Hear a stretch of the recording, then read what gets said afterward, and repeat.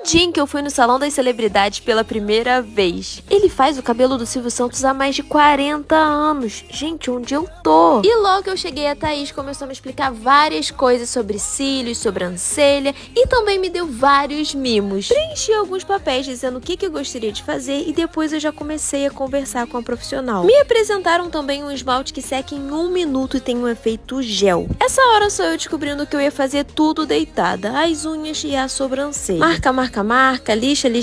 Essa é uma tinta para sobrancelha, ela não pinta a pele, eu achei sensacional. Eu tava me sentindo uma verdadeira diva com 2 pessoas cuidando de mim ao mesmo tempo. Depois ela faz tipo uma massagem na sobrancelha para você relaxar. Eu amei o resultado, ficou bem natural do jeito que eu gosto. E quem também amou foi o Luiz, porque enquanto eu tava terminando, ele aproveitou e foi fazer a sobrancelha dele. Muito obrigada a toda a equipe do Jassa pelo carinho que vocês tiveram com a gente.